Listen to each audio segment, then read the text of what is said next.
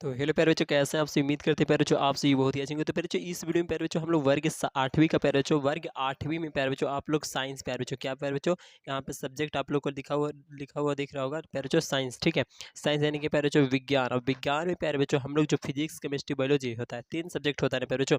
तो तीनों का प्यारे बच्चों हम लोग क्या करेंगे यहाँ पे ऑब्जेक्टिव करने वाले हैं। कितने ऑब्जेक्टिव है टोटल सर? तो 45 ऑब्जेक्टिव है प्यारे बच्चों। ठीक है, जो कि हम लोग प्यारे बच्चों 20 से 25 से या 20 से 25 से कम भी टाइम लग सकता है प्यारे बच्चों, अब ज़्यादा भी थोड़ा लग सकता है, हम तो अब जान नहीं रहे। ठीक है, लेकिन प्यारे बच्चों चलिए यहाँ पर जो हम लोग 45 ऑब्जेक्टिव प्यारे बच्चों क्लियर करने वाले बहुत ही मजेदार प्रश्न प्यारे बच्चों। ये सभी प्रश्न ऐसे हैं जो प्यारे बच्चों आप लोग को हर एक कंपटीशन में प्यारे बच्चों जो कि 8 के लेवल से होता है। 8 में जैसे कि आप लोग का 8 में एक होता है नवोदय, है ना। फिर प्यारे बच्चों और भी बहुत तरह के एग्जाम होते हैं प्यारे बच्चों, है ना, जो कि 8 के लेवल से होता है, 8 से है ना। और भी एक होता है जिसको काची बोलते हैं प्यारे बच्चों, मेघा छात्रवृत्ति बोलते हैं, यानी कि हम लोग प्यारे बच्चों मतलब कि इस तरह से मेघा छात्रवृत्ति का एग्जाम होता है। ठीक है, जिससे प्यारे बच्चों आप लोग को पैसा मिलता है। ठीक है, आप लोग नहीं जानते हो इसके बारे में तो सर्च करके देख लेना मेघा छात्रवृत्ति क्या होता है। ठीक है, तो इन सभी एग्जामों में प्यारे बच्चों इसी तरह के प्रश्न पूछे जाते हैं जो कि मतलब आप लोग को इस वीडियो में प्यारे बच्चों बताने वाले हैं। ठीक है, 45 पे प्यारे बच्चों आप लोग को एकदम 45 प्रश्न है जो कि आप लोग के लिए बहुत ज़्यादा जानना जरूरी है प्यारे बच्चों। ठीक है, अगर आप क्लास 8 9 में पढ़ते हो तो प्यारे बच्चों चलिए ठीक है प्यारे बच्चों, हम लोग यहाँ पे क्लास 8 का हम लोग देख रहे हैं क्या सब्जेक्ट साइंस है। ठीक है, इसमें 45 क्वेश्चन हम लोग देखेंगे।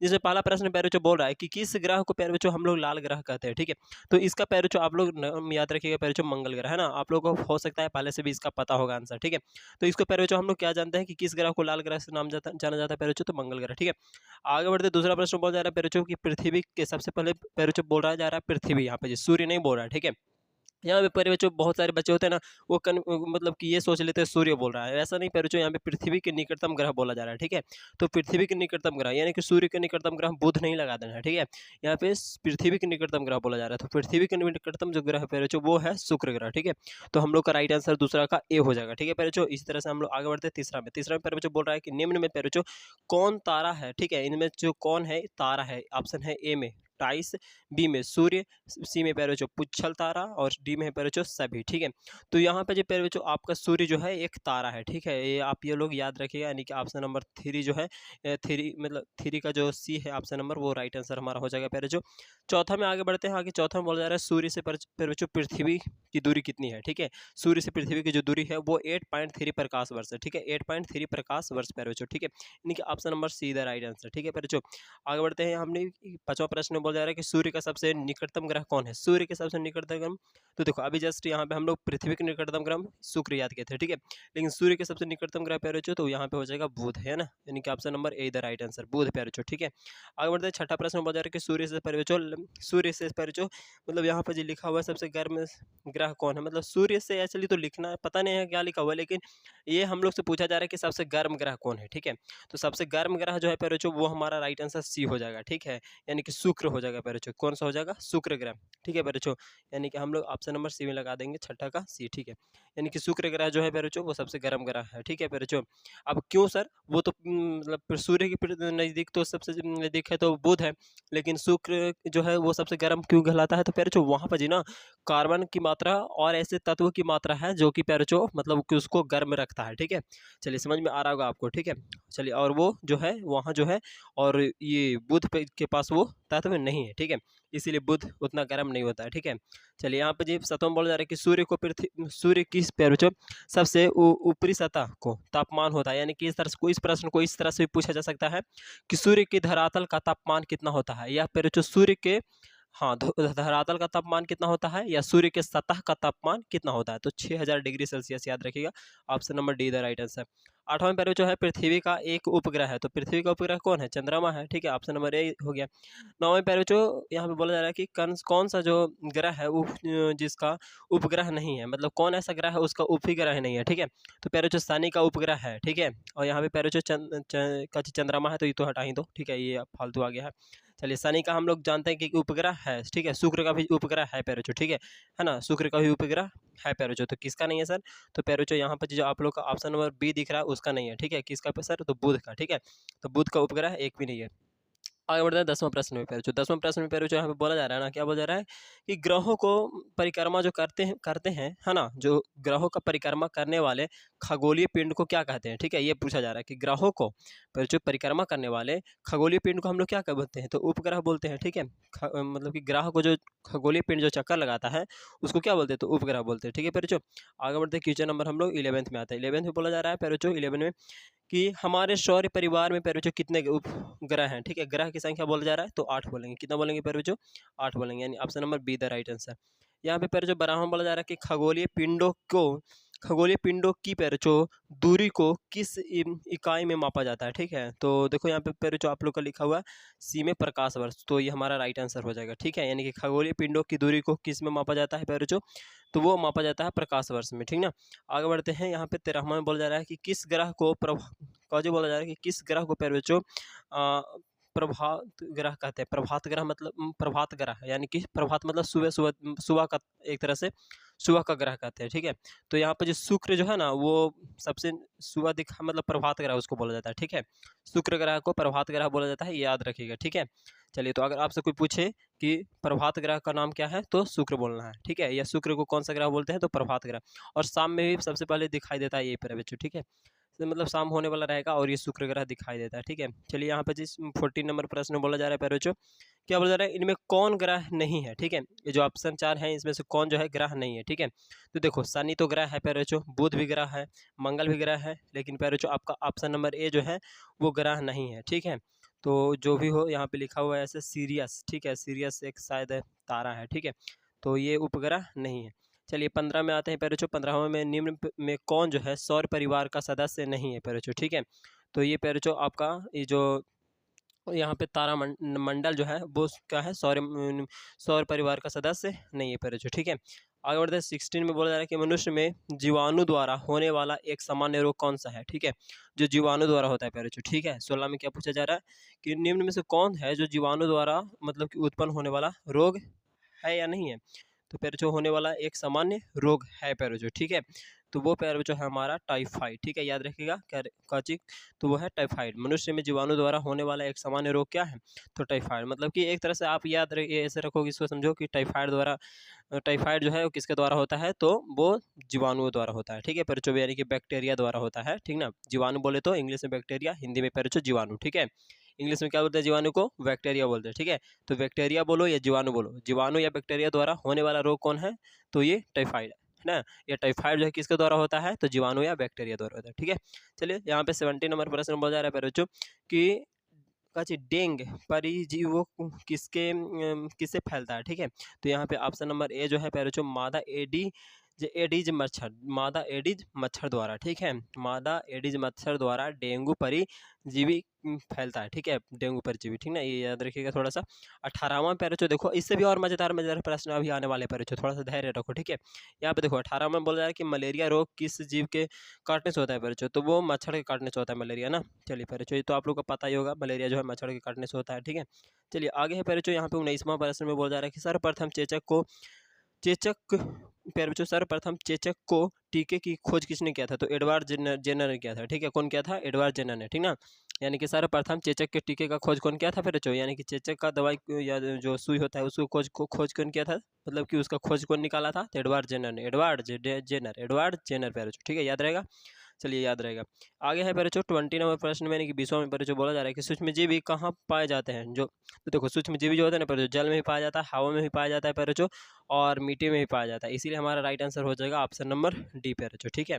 इनकी जल में भी, हवा में भी और मिट्टी में भी सूक्ष्मजीव, ठीक है प्यारे बच्चों? सूक्ष्मजीव, ठीक ना? सूक्ष्म जीव, सूक्ष्म मतलब छोटा और जीव मतलब जीव प्यारे बच्चों, ठीक है?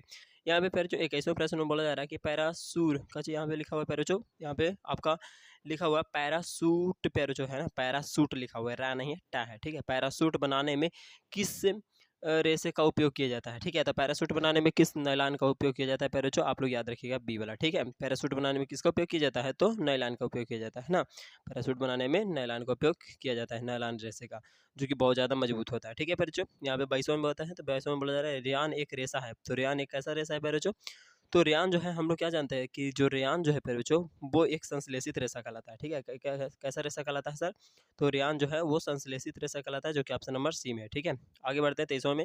तो इसमें पर जो बोला जा रहा है निम्न में कौन जो है प्राकृतिक रेशा है, ठीक है। तो प्राकृतिक रेशा में कौन सा आ जाता है पर जो, तो प्राकृतिक रेशा में आ जाता है नायलॉन, ठीक है। नायलॉन क्या है, प्राकृतिक रेशा भी है, ठीक है, और संश्लेषित रेशा भी है, ठीक है पर चलिए यहाँ पे अब 24वें बोलेंगे हम लोग कि सेलुलोज का शुद्ध रूप है पर जो, सेलुलोज का शुद्ध रूप यहाँ पे कौन है, ठीक है।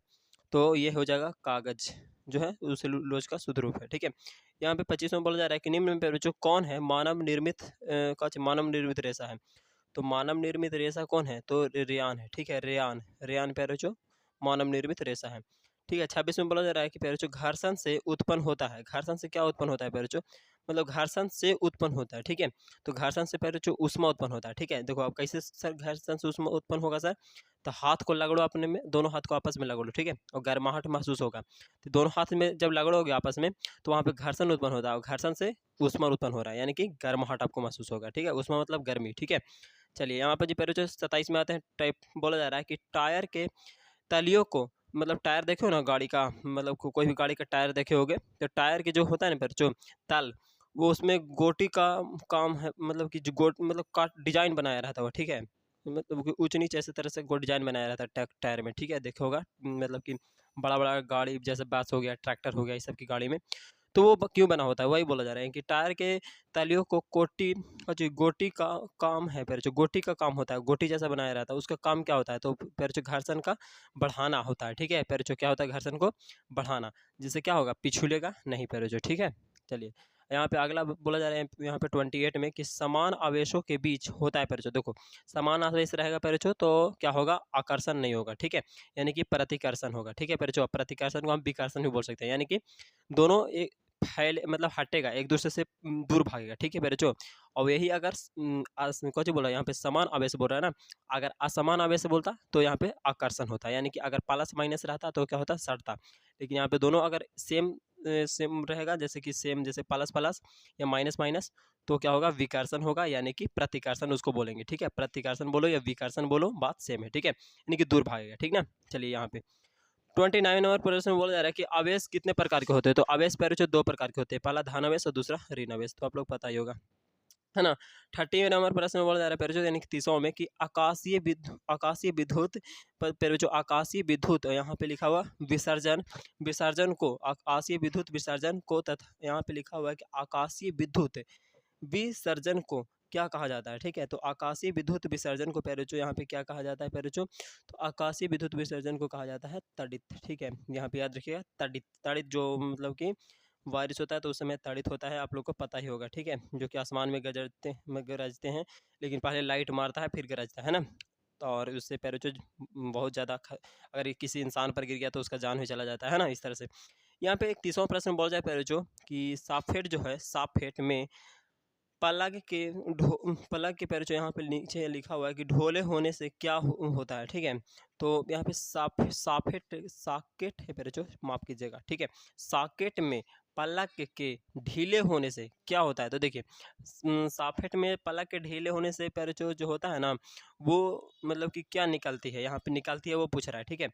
तो पैर जो चिंगारी निकलता है, क्या निकलता है पैर जो, चिंगारी, यानी कि हमारा सी आंसर सही हो जाएगा, ठीक है। सॉकेट, सॉकेट थोड़ा सा बता दें, बोर्ड में जो होता है तो वहाँ पे ढीला रहता है ना, तो वहाँ से मतलब चिनगारी निकलता है, क्या निकलता है, चिनगारी, ठीक है। यहाँ पे जी 32 नंबर प्रश्न में बोला जा रहा है कि झारखंड को एक प्रमुख आपदा जिससे अधिक व्यक्ति प्रभावित हैं जो, ठीक है। तो झारखंड के एक ऐसा कौन सा प्रमुख आपदा है जिससे मतलब कि ज़्यादा लोग वहाँ पे प्रभावित है, ठीक है। तो वहाँ पे पैर जो क्या चाहिए, यहाँ पे तड़ित बी हो जाएगा, ठीक है, हमारा ऑप्शन नंबर बी, यानी कि तड़ित पैर जो, ठीक है। तड़ित से वहाँ पे झारखंड को मतलब बहुत ज़्यादा लोग के जो है वो क्या है, तो प्रभावित हैं, ठीक है। पैर जो तड़ित से समझ में आ रही है, तड़ित क्या होता है आप लोगों को तो पता ही होगा। तड़ित मतलब आसमान बारिश होते समय मतलब आसमान में जोर से एकदम बिजली चमकेगा, और बिजली चमकने के साथ साथ फिर मतलब कि वो आसमान में क्या होगा, वो आसमान से गोल वज्रपात जो होता है ना, उसी को बोलते हैं, ठीक है। जिससे मतलब कि अगर पेड़ पर गिर गया तो पेड़ सूख जाता है, आदमी पर गिर गया तो आदमी का जान बहुत जोर से आवाज़ के साथ आता है, ठीक है। चलिए यहाँ पर जी 34 में बोला जा रहा है कि उस राशि का नाम बताएं जिसका मात्रक न्यूनतम है, ठीक है। अच्छा न्यूटन है सर, न्यूनतम नहीं न्यूटन है, ठीक है। और न्यूटन किसका मात्रक है? तो सर बल का हम लोग जानते हैं न्यूटन मात्रक होता है, ठीक है। बल का ऐसा मात्रक क्या है? न्यूटन, ठीक ना। चलिए यहाँ 35 में बोला जा रहा है कि कोई वस्तु किस बल के कारण पृथ्वी पर गिरता है। तो घर एक चीज, पृथ्वी में कौन सा बल पाया जाता है? तो गुरुत्वाकर्षण बल, यानी कि option number see the right answer, ठीक है ना। 36 में बोला जा रहा है कि दो सतहों के बीच संपर्क के कारण होने वाला लगने वाला बल को क्या कहते हैं, ठीक है। तो कौन सा बल मतलब उत्पन्न होता है, ठीक है, जब दो वस्तु आपस में संपर्क में होता है तो घर्षण बल होगा, ठीक है, क्योंकि दो वस्तु संपर्क में होता है तो घर्षण बल, ठीक है पैरोचो। यहाँ पे बोला बोला जा रहा है 37 में कि इनमें से कौन ज्वलनशील पदार्थ नहीं है पैरोचो। देखो ये ज्वलनशील पदार्थ का प्रकृति गैस है पैरोचो, ठीक है। यहाँ पे CNG है, ये भी पैरोचो ज्वलनशील पदार्थ है। यहाँ पे LPG होता है, ठीक है, LPG भी मतलब कि जो है वो ज्वलनशील पदार्थ है। लेकिन यहाँ पे ऑप्शन नंबर ए जो है वो मेलामाइन जो है वो अयस्क है लोहा का, ठीक है, आयरन का, तो ये पैरोचो नहीं जलता, इसीलिए ऑप्शन नंबर ए हो जाएगा, ठीक ना। 39 का 38 में बोला जा रहा है पैरोचो कि घर्षण घर्षण बल किन वस्तु पर लगता है, ठीक है, तो घर्षण बल किस वस्तु पर लगता है? तो यहाँ पे हमारा हो जाएगा क्या चीज, मतलब कि गतिशील हो जाएगा। यहाँ पे लिखा हुआ गलती हुआ है, ठीक है, लिखा हुआ मिस्टेक है, यहाँ पे लिखाएगा क्या पैरोचो? गतिशील हो जाएगा, ठीक ना, गतिशील पैरोचो, ठीक है। यहाँ पे जो हमें छोटा छोटा लिखना पड़ेगा, छोटा छोटा लिखने के लिए क्या चाहिए? पेन की जरूरत पड़ेगा ना, तो हम लिख गतिशील पैरोचो, ठीक है, तो गतिशील यहाँ पे हो जाएगा, ठीक है, कि पेशीय बल लगता है पैरोचो तो कहाँ? तो वो मतलब कि गतिशील, मतलब घर्षण बल किस वस्तु पर लगता है पैरोचो? तो गतिशील पर लगता है, ठीक है, यानी कि ऑप्शन यहाँ पे इसका जो राइट आंसर है पैरोचो यहाँ पे हम दे दिए, ठीक है। चलिए गतिशील हो जाएगा।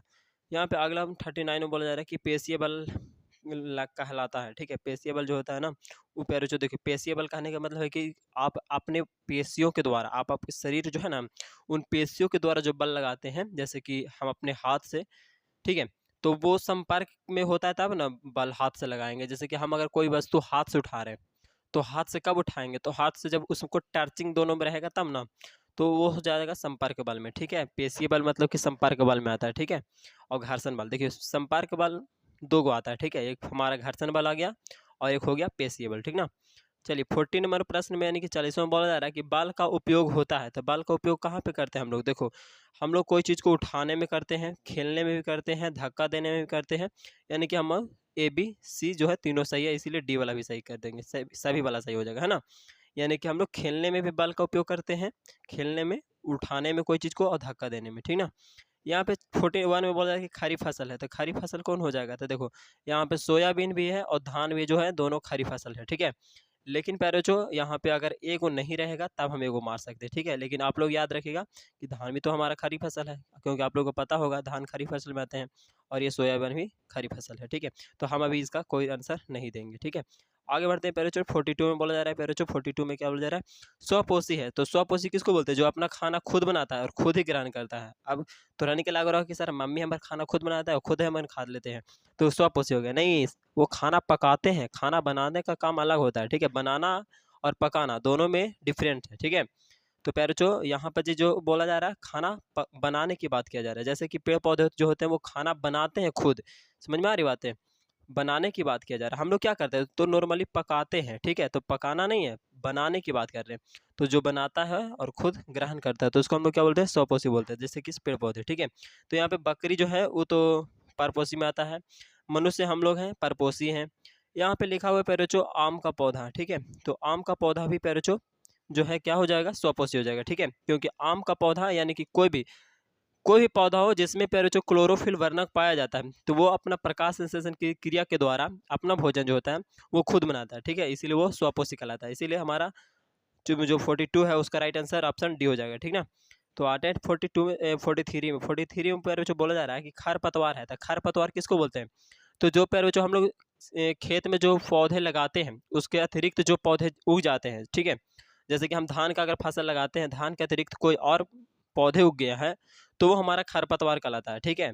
जैसे कि और भी जैसे दूसरा एग्जाम्पल लें तो हम अगर दूसरी चीज़ का कोई भी मतलब किसी भी तरह का कोई फसल लगाते हैं, ठीक है, धान का, मक्का का, है ना, बाजरा का, मूंग का, है ना, इस सब में से कोई भी फसल लगा देते हैं, ठीक है, दलहन में भी से कोई भी फसल, और उसके साथ साथ कोई और फसल कोई चीज़ और उग गए हैं, ठीक है, जहाँ तहाँ एक कुछ कम मात्रा में, तो वो सब पैर बच्चों हम लोग का खरपतवार कहलाता है, ठीक है, जिसको हम लोग क्या करते हैं?